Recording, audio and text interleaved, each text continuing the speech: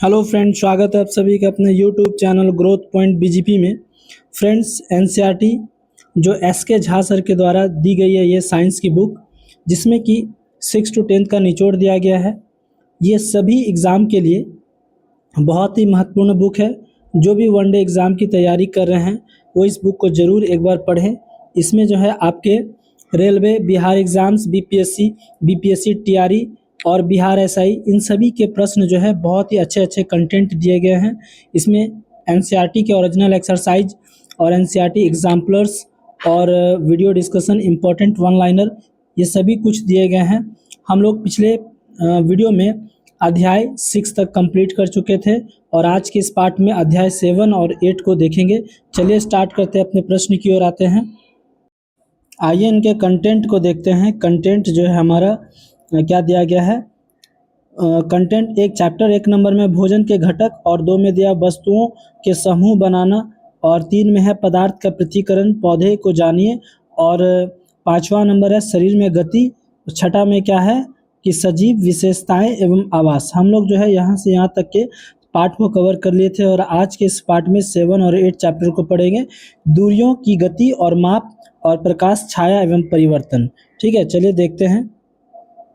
अध्याय 7, गति और दूरियों का मापन, motion and measurement of distance. ठीक है, आइए दूरी के बारे में दिया गया है पॉइंट नंबर ए। तो दूरी की बात करते हैं। तो आपको दूरी में क्या कह रहा है कि कुल तय किया गया पथ के लंबाई को दूरी कहते हैं। कुल तय की गई पथ की लंबाई को दूरी कहते हैं। ठीक है, इसका मान सदैव धनात्मक या शून्य होता है। और कह रहा है कि यह एक सदिश राशि है। दूरी कैसी राशि है? सदिश राशि है। दूरी के बारे में बात करें तो दूरी बटे विस्थापन ग्रेटर देन इक्वल टू 1 इसके बराबर होता है। सबसे लंबी दूरी जो होती है वो पारसेक होती है और इनका मान जो होता है 3 इंटू, यानी कि 1 पारसेक बराबर होता है 3.26 लाइट ईयर होता है। ठीक है, अगला पॉइंट है इसमें कि अनौपचारिक रूप से लंबी दूरी को प्रकाश वर्ष कहते हैं, और एक प्रकाश वर्ष क्या होता है 9.46 इंटू 10⁻15 मीटर के बराबर होते हैं। ठीक है, अगले पॉइंट की बात करें तो अगले पॉइंट है हमारे सूर्य एवं पृथ्वी के बीच की औसत दूरी को खगोलीय दूरी कहते हैं, यानी कि खगोलीय इकाई कहते हैं। इंग्लिश में एस्ट्रोनॉमिकल यूनिट कहते हैं। तो 1 astronomical unit equal to 1.5 into 10⁻11 metre के बराबर होता है। आइए अगला पॉइंट है गति के बारे में, बी पॉइंट में। तो गति की बात करें तो यह निश्चित समय में तय की गई दूरी को हम लोग क्या कहते हैं, गति कहते हैं। और गति की परिभाषा सबसे पहले जो है गैलीलियो साहब ने दिया था, गति की परिभाषा। ठीक है, इस परिभाषा के लिए गैलीलियो ने पीसा के मीनार का प्रयोग किया। इस परिभाषा के लिए गैलीलियो ने किसका प्रयोग किया? तो पीसा के मीनार का प्रयोग किया। गति का समीकरण गैलीलियो ने ही दिया था। गति की समीकरण किसने दी थी? गैलीलियो ने ही दिया था। आइए अगले पॉइंट की ओर आते हैं। क्रमांक में दिया गया है इनके बारे में कि समीकरण दिया हुआ है क्या चीज़, v equal to u plus a t. v equal to u plus a t, ये किसका संबंध है? इससे वेग और समय का संबंध है। कई बार इनसे प्रश्न पूछे गए हैं, कई एग्जामों में पूछे गए हैं। और ये जो दिया गया है s equal to u t plus half a t square, इनसे भी कई बार प्रश्न पूछे गए हैं। ये जो इसका संबंध किससे है? विस्थापन, समय एवं स्थिति से है। और तीसरा जो फॉर्मूला है कि v square equal to u square plus 2as, ये समीकरण है और इसका संबंध किससे है? वेग और विस्थापन से इनका संबंध है। आइए अगले पॉइंट की ओर आते हैं। गति का नियम। गति के नियम 1667 ईस्वी में न्यूटन ने दिया था। गति के नियम किसने दी थी? न्यूटन साहब ने दी थी। मेजरमेंट की बात करते हैं तो मेजरमेंट में आते हैं तो क्या कह रहा है कि हाथ से लंबाई मापने की प्रथा जो है सर्वप्रथम मिस्र से शुरू हुई। यानी कि हाथ से जो लंबाई नापते थे तो इसकी शुरुआत कहाँ से हुई? मिस्र से शुरू हुई। 1790 ईस्वी में फ्रांसीसियो ने मीट्रिक पद्धति सिस्टम की शुरुआत की थी। कौन सी पद्धति की शुरुआत की? मीट्रिक पद्धति की शुरुआत की 1790 ईस्वी में। अगले पॉइंट की ओर आते हैं, MKS पद्धति, ठीक है, SI पद्धति का पूरक जननी माना जाता है, ठीक है। MKS यानी कि M से हो गया आपका मीटर, K से हो गया केजी और S से क्या हो गया? Second, metre K G second. अगले पॉइंट की ओर आते हैं इनके, देखिए उचित डायग्राम के द्वारा दिया गया है कि आपका उचित पैमाने के उचित पाठ्यांक के लिए आंख की स्थिति, ठीक है, आंख की स्थिति दी गई है। ये सभी लोग जो है इस पैमाने को देख रहे हैं और देखिए सरल रेखीय गति के कुछ उदाहरण ये सैनिक दिए गए हैं, सरल रेखीय गति के कुछ उदाहरण हैं, ठीक है। अगला पॉइंट देखिए, इसमें जो दिया गया आवर्त गति के उदाहरण, अभी इन सब के बारे में भी डिस्कशन करेंगे। कुछ महत्वपूर्ण टॉपिक के बारे में देख लेते हैं। कुछ महत्वपूर्ण तथ्य क्या दिए गए हैं कि घड़ी की सेकंड की सुई गति किसका उदाहरण है? तो घड़ी की सेकंड की सुई गति किसका उदाहरण है? तो ये उदाहरण है वर्तुली गति का उदाहरण है। किसके उदाहरण है? वर्तुली गति का, सर्कुलर मोशन का उदाहरण है। अगले पॉइंट की ओर आते हैं, एक निश्चित समय अंतराल के बाद जो दोहराती है इस गति को क्या कहते हैं? इस गति को जो है आवर्त कहते हैं, पीरियोडिक मोशन कहते हैं।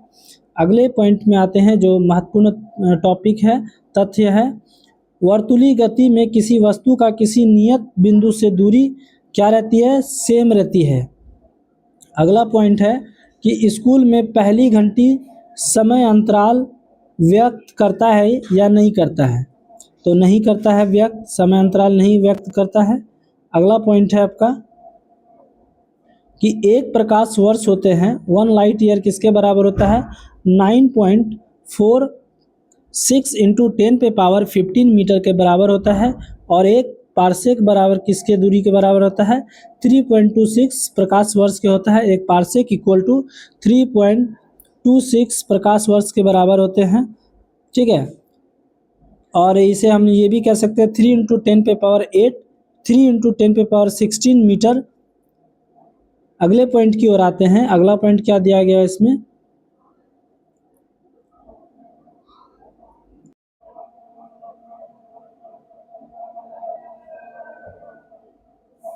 तो दोस्तों एनसीईआरटी एग्जाम्पलर क्वेश्चन जो है शुरू हो चुके हैं।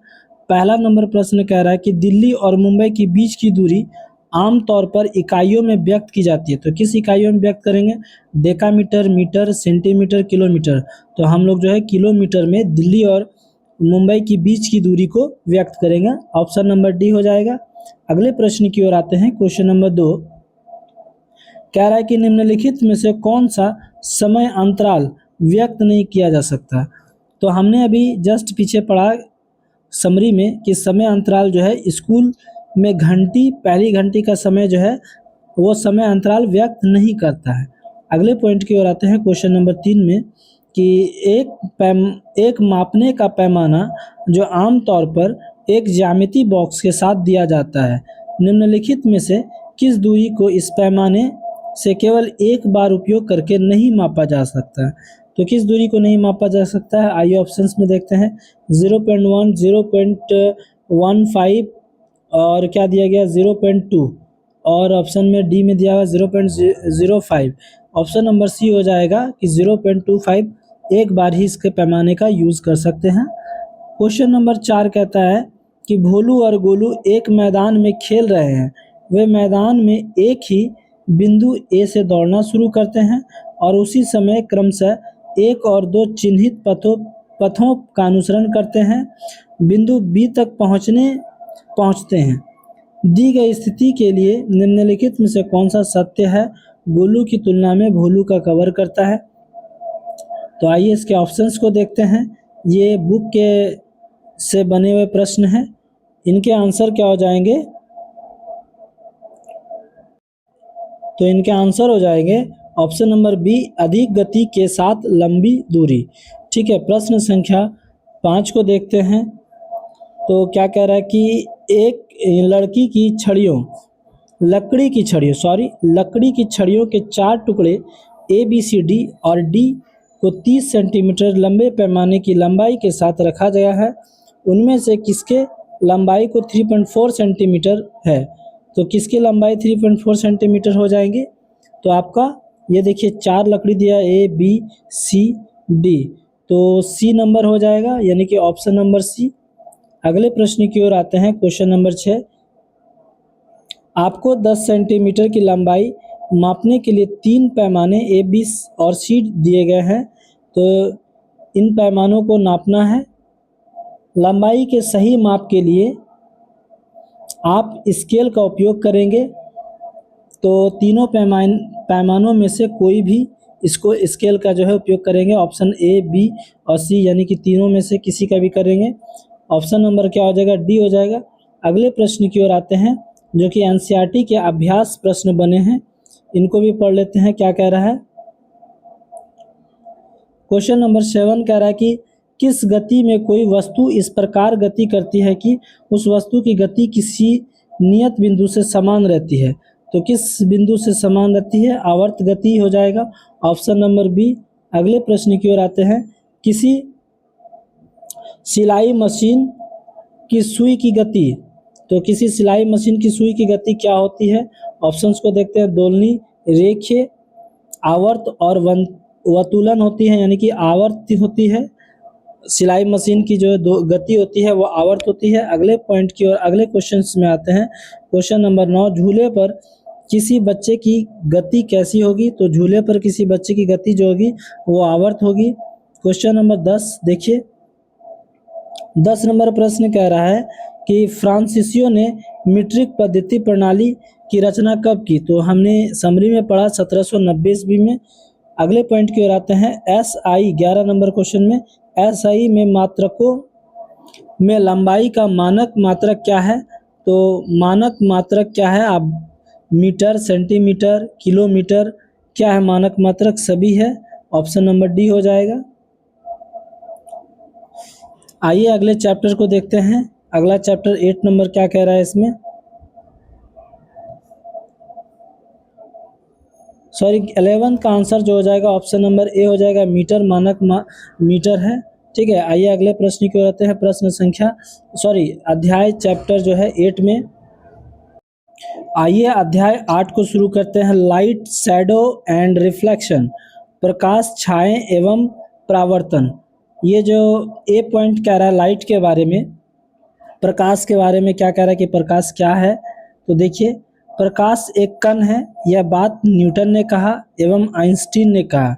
आइंस्टीन ने इसे साबित किया, क्या साबित किया कि प्रकाश एक कण है, और यह बात न्यूटन ने कहा और आइंस्टीन ने इस बात को साबित किया। अगला पॉइंट है कि प्रकाश तरंग है, यह बात हाइजेन ने कहा एवं यंग ने व्यतिकरण गुण से इसे साबित किया। बात किसने कहा और साबित किसी और ने किया। ठीक है, आइए अगले पॉइंट को देखते हैं इसके। प्रकाश की चाल रोमर 3 × 10⁸ मीटर पर सेकंड होता है, यानी कि रोमर ने खोजा था प्रकाश की चाल को, और प्रकाश की चाल क्या होती है 3 × 10⁸ मीटर पर सेकंड होती है। अगला देखिए, ये जो होती है प्रकाश की चाल निर्वात में होती है 3 × 10⁸ मीटर पर सेकंड। प्रकाश का कणिका मॉडल न्यूटन ने दिया। ठीक है, अगले पॉइंट को देखते हैं कि प्रकाश का क्वांटम सिद्धांत मैक्स प्लांक ने दिया। अगले पॉइंट को देखिए, प्रकाश एक अनुप्रस्थ तरंग है। प्रकाश कैसा तरंग है, प्रकाश एक अनुप्रस्थ तरंग है, कई बार पूछा गया है सीधे क्वेश्चन, जो सीधा रेखे में चलता हुआ प्रतीत होता है। ठीक है, आइए अगले पॉइंट को देखते हैं। प्रकाश के अनुसार वस्तु का व्यतिकरण, ठीक है, वस्तु दिए गए हैं, गुण और उदाहरण। दीप्त वस्तु, ठीक है, इनके गुण क्या है, जिसमें अपना प्रकाश हो। दीप्त वस्तु में क्या होते हैं, अपना प्रकाश होते हैं।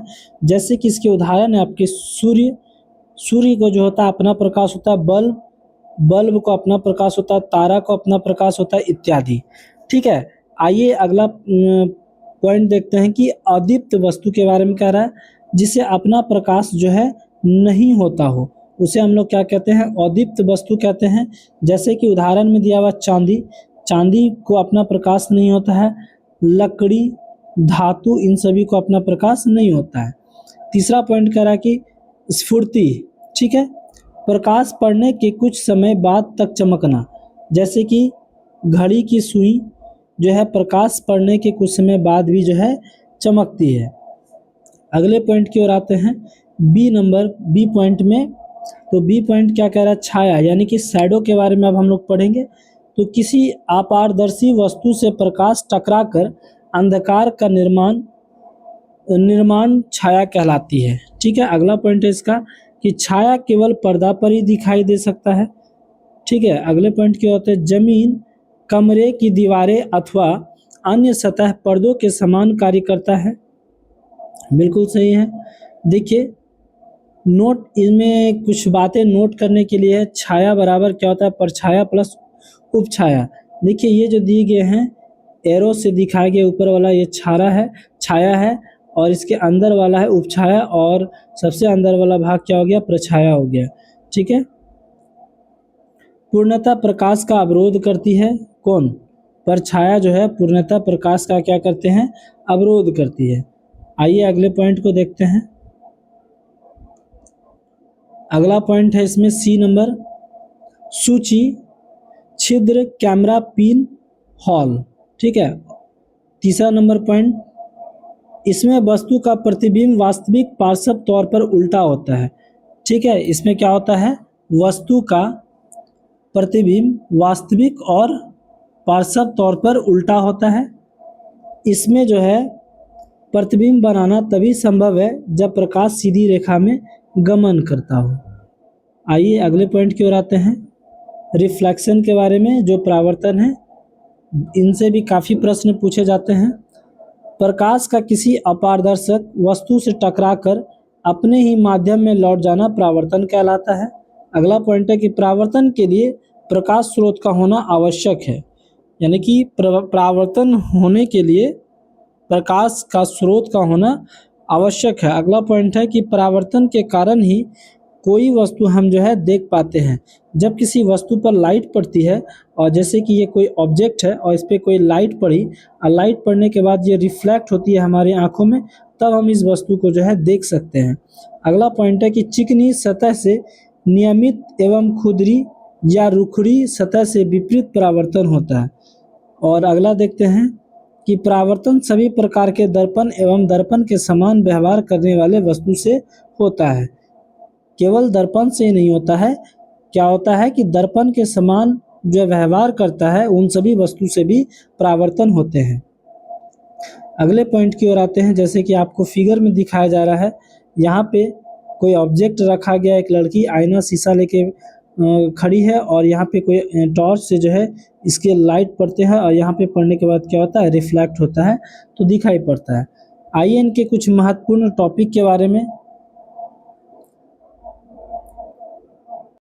आयन के महत्वपूर्ण तथ्य को देखते हैं कि समय बदलने के साथ साथ वस्तु का छाया, आकार एवं आकृतिक दोनों क्या होता है, बदलता है। दूसरा पॉइंट है कि पानी, कुछ प्लास्टिक, चमकीला, सभी वस्तु दर्पण जो होते हैं वो समान ही काम करते हैं। एनसीईआरटी के एग्जाम्पलर प्रश्न स्टार्ट हो चुके हैं। देखिए प्रश्न नंबर 1 क्या कह रहा है, एनसीईआरटी के एग्जाम्पलर के, दी गई तस्वीर को ध्यान से देखें, observe the picture given carefully. इस पिक्चर को हम लोगों को सही से ऑब्जर्व करना है। ये टॉर्च है, टॉर्च जो है ये एक प्लेन समतल पे लाइट पड़ता है और यहाँ पे ये परावर्तित हो जाता है। आइए अब इसके ऑप्शंस को देखते हैं, ऑप्शंस क्या कह रहे हैं। दिखाई गई अनुसार, चित्र के अनुसार जब टॉर्च जलाई जाती है, ठीक है, तो प्रकाश का एक भाग बी पर प्राप्त होता है और प्रकाश के इस पेंच को प्राप्त करने के लिए किसे स्थित ए पर रखा जाता है, तो दर्पण को रखा जाएगा। ऑप्शन नंबर सी हो जाएगा। अगले प्रश्न की ओर आते हैं।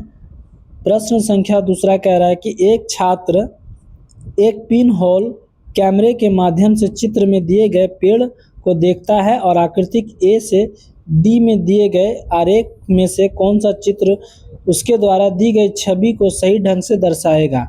तो छात्र के द्वारा जो कैमरे के माध्यम से जो चित्र को देखा गया है वो चित्र ऑप्शन नंबर बी देखा जाएगा इस प्रकार से।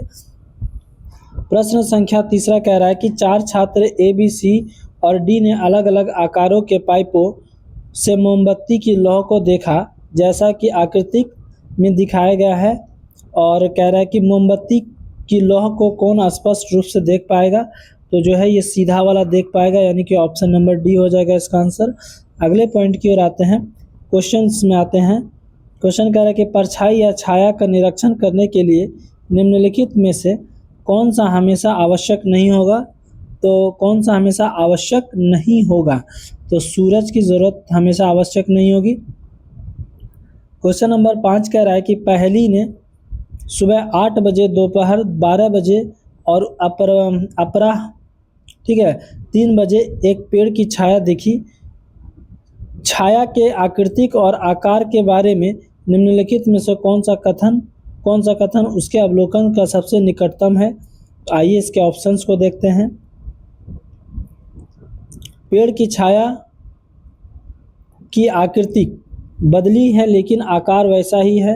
ए में कह रहा है कि पेड़ की छाया का आकार बदलता जाता है लेकिन आकृति वैसा ही रहता है। ऑप्शन सी में कह रहा है कि पेड़ की छाया का आकार आकृति दोनों ही बदल जाते हैं। ऑप्शन नंबर सी हो जाएगा। अगले प्रश्न की ओर आते हैं। क्वेश्चन नंबर 6 में कि निम्नलिखित में से कौन कभी भी वृत्ताकार छाया नहीं बना सकता है। तो कौन नहीं बना सकता है? एक जूता बॉक्स, ये वृत्ताकार छाया नहीं बना सकता। ऑप्शन नंबर सी हो जाएगा। अगले प्रश्न की ओर आते हैं। 7 नंबर में दो छात्रों ने एक मेज के सामने बैठे हुए उसकी ऊपरी सतह को देखा कि वे अपनी और एक दूसरे के प्रतिनिधित्व देख सकते हैं। मेज के ऊपरी भाग के बनने की संभावना बताएं। तो मेज के ऊपरी भाग की बनने की संभावना जो है वो कांच की सीट की है। ऑप्शन नंबर सी हो जाएगा। आइए अगले प्रश्न की ओर आते हैं, एनसीईआरटी के अभ्यास प्रश्न को। छाया का निर्माण तब होता है जब प्रकाश के पथ में निम्न वस्तु आती है। तो छाया का निर्माण कब होगा? जब प्रकाश के पथ में अपारदर्शी वस्तु आएगी, जो कि जिससे कि आर पार देखा नहीं जा सकता। क्वेश्चन नंबर 9, निम्नलिखित में से कौन सी वस्तु पूर्णतः प्रकाश को अपने से होकर जाने देती है। तो पूर्णतः प्रकाश को अपने से होकर जाने देती है वो पारदर्शी वस्तु कहलाएगी। ऑप्शन नंबर ए हो जाएगा। तो हम लोगों ने आज चैप्टर नंबर 7 और 8 ये दोनों चैप्टर को कंप्लीट कर लिया। प्रत्येक वीडियो में हम लोग जो है 2-2 चैप्टर के समूह बनाए हैं, जिसमें कि 2-2 चैप्टर प्रत्येक वीडियो में सॉल्व करेंगे। इसी प्रकार जो है हम लोग एनसीईआरटी जो है पूरा कंप्लीट करेंगे एसके झा सर का। चलिए आज का वीडियो यहीं तक रहने देते हैं। जो नए आए हैं इस चैनल पे वो ज़रूर सब्सक्राइब कर लें, ताकि आपका आने वाला हर एक वीडियो की नोटिफिकेशन आप तक पहुंच जाए। आप सभी का धन्यवाद।